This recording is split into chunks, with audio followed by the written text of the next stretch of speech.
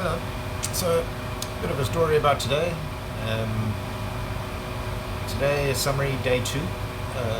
Goal was to do 20 kilometers minimum. Goal was achieved, got 20 kilometers. I'll get to the story about how I had a little cheat at the end, 300-meter cheat, but I'll get to that now. Day started lots of nerves. To be honest, I was actually quite scared. Looking at the enormity of the task that I was taking on, how many days I was going to be on the road unsupported. Obviously the concern was huge. I was pretty worried, pretty nervous, and obviously the questions going through my head, why the hell am I doing this? But there are reasons, lots of reasons. I'll chat about all of them over time, just to push myself, push myself out of the comfort zone and learn more about myself, and also just to achieve something, live a full life. So anyway, that aside, left at about 7 this morning from the tourist information centre in Alexander Bay. Got dropped off by my good mates, and it was a few goodbyes, and then I was on the road. Weather was cool, cloudy, and gentle, cool breeze. Through the first half of the morning, that breeze got really hard. I was walking straight face first into the wind, which obviously had an effect, and it kind of slowed me down, and it added to the effort. First proper walk with a very, very heavy backpack, and I took strain. I took a lot of strain. I was in pain, I was tired, I was uncomfortable, I was getting wobbly. I'd even say I was even getting a little bit delusional at one stage, but anyway, I pushed on.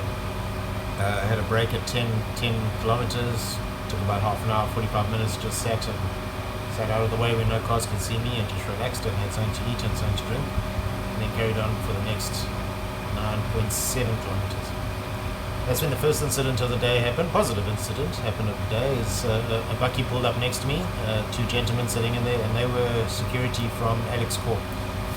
Alex Core is the mine that owns or runs the concession between Alexander Bay and Port Nolloth. So very nice gentlemen, asked what I was doing. Not that they had any jurisdiction on me on the road, but they still just friendly enough and wanting to know who's who in their area. So I had a long chat with them, very nice guys. Spoke about where I can, where I can't go on the beach, gave me a lot of information, and then very kindly gave me a lift 300 meters on the back of their bucky to the Eskom power station or switch station that I'm at currently. Unfortunately, that's the noise in the background, as one of the ventilation fans just runs constantly. So the building is the first building I'd seen in 20 kilometers. It was the only building I've seen in 20 kilometers, and I kind of made that mark that I was going to stop here, rest until this afternoon, and then push for another 5 kilometers. However, don't look a gift horse in the mouth. Once I got here, the building is fantastic, a great place to rest up in for the afternoon and the evening, and have a good sleep, and then kick out in the morning.